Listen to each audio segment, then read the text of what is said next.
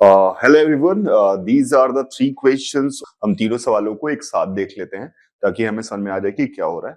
Situation में लिखा जा रहा है, this is the standard IIT JEE style. This is one of the these days IIT JEE का स्टाइल ऐसा ही हो रहा है कि लिखते बहुत ज्यादा है, लगता बड़ा कॉम्प्लिकेटेड है, पर सिचुएशन बहुत सिंपल होती है if you can read it through. तो आप इसको अच्छे से पढ़ लेते हैं तो सवाल अच्छे से समझ में आ जाता है। इस सिचुएशन में क्या दिया हुआ है, we have to consider this figure. इस फिगर में जो दिया हुआ है उसमें क्या है कि एक रेजिस्टेंस है, लॉन्ग रेजिस्टेंस ए से बी, जो एक बैटरी के साथ कनेक्टेड है। और उस बैटरी का पोटेंशियल डिफरेंस जो है वो वी नॉट दे रखा है। लेट्स से उसकी वैल्यू वी नॉट है, वी बोला वी नॉट बोला एक ही बात है, वी लिख देता हूं ताकि कोई कंफ्यूजन ना रहे। वी पोटेंशियल दिया हुआ है। अब इसमें यहां पर सामने दो प्लेट्स लगी हुई हैं, ये एक प्लेट है और एक ये प्लेट है। नीचे वाली प्लेट को हमने जो रेजिस्टेंस है उसके मिड पॉइंट से कनेक्ट किया हुआ है, मिड पॉइंट से कनेक्ट किया है। और ऊपर वाली प्लेट को एक जॉकी से कनेक्ट किया हुआ है। This jockey can slide and they are talking about three different situation. Jockey को ऐसे स्लाइड किया, वैसे स्लाइड किया, और on the basis of that they are asking questions, question पूछ रहे हैं, उसका हम आंसर निकालने की कोशिश करते हैं। तो ये पूरी कहानी है, सिचुएशन उसमें आ गई। तो सबसे पहले आपको समझ में आना चाहिए ये जॉकी की वैल्यू जो होगी वो कहाँ लगेगा जॉकी, उस पे उसका पोटेंशियल डिसाइड होगा। और बीच वाले का पोटेंशियल तो फिक्स्ड है, यानी लोअर प्लेट का पोटेंशियल फिक्स्ड है। इन्होंने क्या किया, एक्सपेरिमेंटली एक इलेक्ट्रॉन को पहले यहां से इधर की तरफ फेंका, और जब ये जॉकी सी पर था तो ऑब्वियसली वो सीधे जाएगा, क्योंकि जॉकी अगर सी पे था ये लोअर प्लेट और हायर प्लेट का पोटेंशियल सेम हो जाएगा, तो इलेक्ट्रिक फील्ड नहीं होगी, तो जॉकी पे कोई फोर्स नहीं लगेगा, कोई फोर्स नहीं लगेगा, तो वो सीधे जाएगा। ग्रेविटी फेविटी यहाँ कुछ है नहीं, तो ये सीधे जाएगा। अब उन्होंने जब ये जॉकी को अलग अलग जगहों पे रखा, चलाया धलाया, जो भी किया, उसके बेसिस पर वो पूछ रहे हैं कि वो चार्ज पार्टिकल कहाँ जाएगा, किस स्पीड से टकराएगा, blah blah blah. They all are asking things. तो हम इस बात को समझने की कोशिश करते हैं कैसे करें। तो उन्होंने क्या पहला क्वेश्चन पूछा, in a trial the jockey J is held at A and electron is projected. एक जॉकी को ए पर हेल्ड किया गया और इलेक्ट्रॉन को प्रोजेक्ट किया गया। जॉकी को ए पर हेल्ड करके इलेक्ट्रॉन को प्रोजेक्ट किया गया for time interval 0.5 T not. यहाँ पे टी नॉट क्या है, T not is the time जिसमें जॉकी जो इलेक्ट्रॉन है वो सामने वाली फ्लोरोसेंट स्क्रीन पे जाके पहुंच जाता है। इतनी स्पीड दी हुई है कि वो सामने वाली इलेक्ट्रिक स्क्रीन पहुंचे, उसका टाइम टी नॉट है। तो आधे टाइम के लिए, क्योंकि जो भी अगर आप इसको इलेक्ट्रिक फील्ड पोटेंशियल दे भी देंगे तो ये इलेक्ट्रिक फील्ड जो बनाएगा वो वर्टिकल, ये वर्टिकल इन द सेंस इस लाइन के अलॉन्ग बनाएगा। और जब इस लाइन के अलॉन्ग बनाएगा तो उसकी हॉरिजॉन्टल मोशन पे कोई फर्क नहीं पड़ेगा, basic fundamental of projectile motion. उसको इसलिए टाइम तो अभी भी उतना ही लगेगा जितना पहले लग रहा था।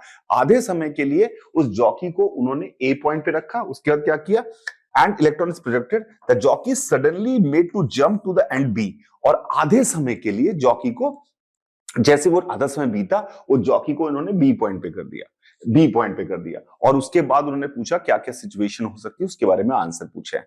ये किस स्पीड से टकराएगा, कहां टकराएगा, कैसे टकराएगा, सब बात करते हैं। तो बहुत ध्यान से समझने की कोशिश करेगा। तो अगर जॉकी जब ए पर था, जॉकी जब ए पे था, तो अगर मैं इस वाले सर्किट में देखूं, इसका पोटेंशियल 0 मान लूं, तो इसका पोटेंशियल V होगा, इसका पोटेंशियल V होगा, इस पॉइंट का पोटेंशियल 0 होगा और इसका पोटेंशियल V/2 होगा, क्योंकि मिड पॉइंट है। अब देखते हैं क्या है, जब जॉकी ए पे था तो लोअर पॉइंट का पोटेंशियल जो हो जाएगा वो सी के बराबर यानी V/2 हो जाएगा। हायर पॉइंट का पोटेंशियल V है, ये V हो जाएगा। ये हायर पोटेंशियल है, ये लोअर पोटेंशियल है, तो एक इलेक्ट्रिक फील्ड इधर की तरफ लगेगी। इलेक्ट्रिक फील्ड इधर की तरफ लगेगी तो इलेक्ट्रॉन पे जो लगने वाला फोर्स होगा वो फोर्स ऊपर की तरफ लगेगा, यानी इलेक्ट्रॉन ऊपर उठने की कोशिश करेगा आधे समय तक, आधे समय तक। तो कितना एक्सेलरेशन होगा फॉर टी की वैल्यू जो है 0 से T/T0/2 में, यानी आधे समय पे हमारे इलेक्ट्रॉन पे फोर्स ऊपर लग रहा है और उसका एक्सेलरेशन होगा पॉजिटिव का। प्लस इसलिए कहा क्योंकि वो ऊपर की तरफ है, तो पॉजिटिव का एक्सेलरेशन होगा और उसकी वैल्यू जो होने वाली है वो होगी E/m। ये उसका एक्सेलरेशन होगा। और इलेक्ट्रिक फील्ड की वैल्यू अगर हम लिखें तो होगी EV/2md, क्योंकि V/2 is the potential difference, D is the separation, तो इलेक्ट्रिक फील्ड की वैल्यू V/2d होगी। तो this is the acceleration. And अगले आधे टाइम में वो इलेक्ट्रिक फील्ड उल्टी हो जाएगी, क्योंकि जॉकी बी पर कनेक्ट है, यानी ऊपर वाले पॉइंट का पोटेंशियल 0 हो जाएगा, तो ये हायर और वो लोअर होगा, सब कुछ रिवर्स कर जाएगा। तो एक्सेलरेशन का मैग्नीट्यूड तो यही आएगा, पर अपोजिट हो जाएगा।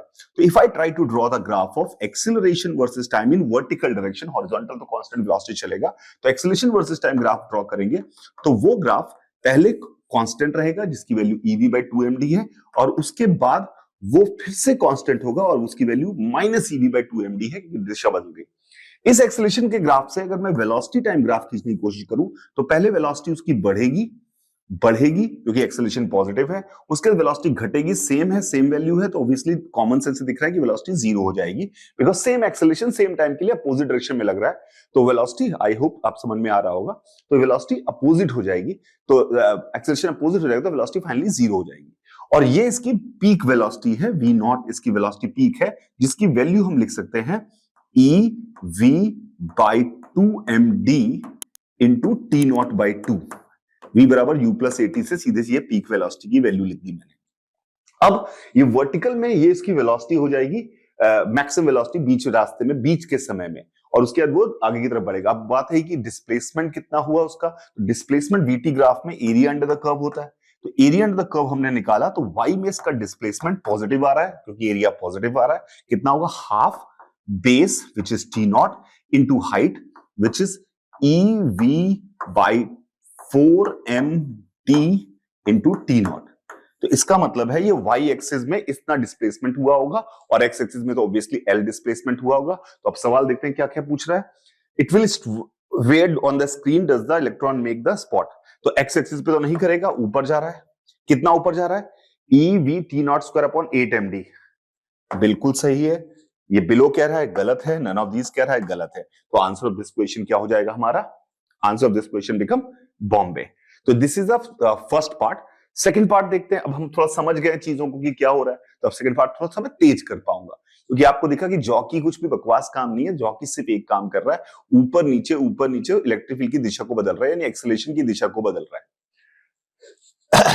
अब ये सेकंड पार्ट में, सेकंड ट्रायल में, ऊपर का क्वेश्चन सेम लिखा हुआ है, सेकंड ट्रायल में कुछ और काम कर रहा है। सेकंड ट्रायल में बोल रहा है that jockey J is made to slide from C to A and then back to C with the same, C से ए तक गया और फिर same speed in a total time interval T naught, where will the electron hit the screen. Electron कहां hit करेगा ये हमें निकालना है और किस वेलोसिटी से हिट करेगा ये भी हमें निकालना है।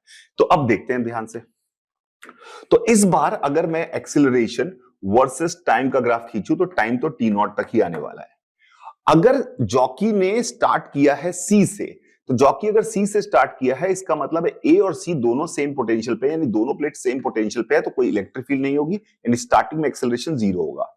और पहले ए से सी आया है, सी से ए गया है, फिर ए से सी गया, तो ए पे पहुंचा होगा जब वो टी नॉट बाई 2 समय पे सेम स्पीड से चल रहा है। तो इसका मतलब है पहले एक्सेलरेशन बढ़ेगा और फिर एक्सेलरेशन घटेगा, और जब वो उस ए पे पहुंचेगा तो एक्सेलरेशन, ये एक्सेलरेशन वर्सेस टाइम ग्राफ होगा और एक्सेलरेशन की वैल्यू वही आएगी जो पिछले पार्ट में आई थी। अगर पिछले पार्ट में एक्सेलरेशन की वैल्यू देखें, मैक्सिमम वैल्यू कितनी आई थी, ईवी बाई 2md। तो ईवी बाई 2md एक्सेलरेशन की वैल्यू आई थी, यानी कि ये वाला जो पॉइंट है इसकी वैल्यू है EV by 2md, EV by 2md। तो ये एक्सेलरेशन का ग्राफ है। If you see the acceleration जो इसका है, ये पहले सी से ए गया फिर ए से सी गया, एक्सेलरेशन हमेशा पॉजिटिव है। और इसका मतलब क्या हुआ, एक्सेलरेशन हमेशा पॉजिटिव है, इसका मतलब है इसकी वेलोसिटी लगातार बढ़ती जाएगी, यानी कि एक्स एक्सिस के तो ऊपर ही हिट करेगा। तो ऑन द एक्स एक्सिस तो गलत हो गया, ऑन द एक्स एक्सिस तो गलत हो गया, बिलो द एक्स एक्सिस गलत हो गया, अबव द एक्स एक्सिस होना चाहिए, वो तो साफ साफ है। पर उसने उसकी वैल्यू भी पूछी है कितनी है, तो हॉरिजॉन्टल स्पीड तो कांस्टेंट है क्योंकि हॉरिजॉन्टल स्पीड में एल दूरी चलना है, टी नॉट समय लगा है तो एल बाई टी नॉट है हॉरिजॉन्टल स्पीड। वर्टिकल स्पीड क्या होगी, obviously you can find out by the area under the curve. Area under the curve अगर आप निकालेंगे तो आएगा half E V by 2md into T naught. ये जो हमारे पास आया, ये हमारे पास वर्टिकल स्पीड आई which is EV T naught upon 4md which is given in this expression. So the answer of this question is C. Just I need to draw the acceleration curve और उसके हिसाब से हम सारे answer दे पा रहे हैं। इसका सी पार्ट भी देख लेते हैं। अब कोई नया कहानी नहीं आ रही सी पार्ट में। इसमें क्या बोल रहा है, इन द थर्ड ट्रायल में क्या कह रहा है, jockey is made to slide from A to B with a constant speed. A to B constant speed, पहले ए पे था फिर बी पे है कांस्टेंट स्पीड से। तो अगर ए पे रहा होगा तो ये हायर होगा, और जब वो बीच में सी पे आया होगा तो पोटेंशियल डिफरेंस जीरो हो गया होगा, और जब वो बी पे आया होगा तो पोटेंशियल डिफरेंस नेगेटिव हो गया होगा, तो यानी इलेक्ट्रिक फील्ड दिशा बदल रही होगी। तो इसका ग्राफ कुछ आएगा, एक्सेलरेशन वर्सेस टाइम का अगर हम ग्राफ खींचे तो the graph would be like this, because अब तो आपको समझ में आ गया है और इसकी वैल्यू आपको पता ही है, EV by 2md, ev by 2md। ये हमारे पास एक्सेलरेशन वर्सेस टाइम का ग्राफ आ गया। एक्सेलरेशन वर्सेस टाइम का ग्राफ हमारे पास आ गया। पहले एक्सेलरेशन पॉजिटिव था, बाद में एक्सेलरेशन जो है हमारे पास वो निगेटिव है, पर एक्सेलरेशन पहले घट के 0 हो रहा था। फिर तो अगर मैं वेलोसिटी का ग्राफ खींचूं, तो वेलोसिटी वर्सेस टाइम ग्राफ खींचूं तो वो पैराबोलिक आएगा। पहले वेलोसिटी बढ़ रही है और एक्सेलरेशन कम हो रहा है, एक समय एक्सेलरेशन 0 हो गया। फिर वेलोसिटी घट रही है, पर वेलोसिटी एरिया अंडर कर्व के हिसाब से देखें तो ये 0 हो जाएगी। तो वेलोसिटी हमेशा पॉजिटिव रही है, तो यानी जाएगा इस बार भी ऊपर ही, क्योंकि वेलोसिटी कभी निगेटिव नहीं हुई है। फोर्स निगेटिव होने का मतलब वेलोसिटी का निगेटिव होना नहीं रहता। कहां पहुंचेगा वो वेलोसिटी डिसाइड करती है, फोर्स डिसाइड नहीं करता। फोर्स किधर भी हो जाएगा तो वो जो वेलोसिटी डिसाइड करेगी। तो वेलोसिटी हमने देखा हमेशा पॉजिटिव है, तो इस बार भी एक्स एक्सिस के ऊपर ही कट करेगा। तो अबव द एक्स एक्सिस की बात करें तो अबव द एक्स एक्सिस तो एक ही ऑप्शन है, तो उसके बाद हमारा सवाल खत्म हो जाता है। और पूछा विद व्हाट वेलोसिटी, तो अगर वर्टिकल वेलोसिटी देखें तो वो स्टार्टिंग में 0 थी, फाइनल भी 0 है, यानी इट हैज सिर्फ horizontal velocity which is nothing but L by T not I क्या, which is the correct answer. तो इसका भी आंसर क्या हो जाएगा, बी हो जाएगा। तो आई होप एकदम सिंपल सवाल था, लेकिन ये जे एडवांस का जनरल स्टैंडर्ड तरीका है। घटिया सवाल पर रैपिंग खतरनाक और सवाल एकदम घटिया। इस तरह के सवाल आप आराम से सॉल्व कर सकते हैं। फिजिक्स पढ़ने का बेसिक फंडामेंटल होता है शांत रहना, पेशेंस और दिमाग को कंट्रोल में रखना। जितना कंट्रोल में रखेंगे उतने आसानी से सवाल होंगे। घबराएंगे, डरेंगे, क्या होगा, क्या देखेंगे, क्या करेंगे, तो गड़बड़ होगी। कूल रहिए, शांत दिमाग से सवाल पढ़िए, सब कुछ छोड़ दीजिए, you are going to get it. Bye रहेगा सभी का।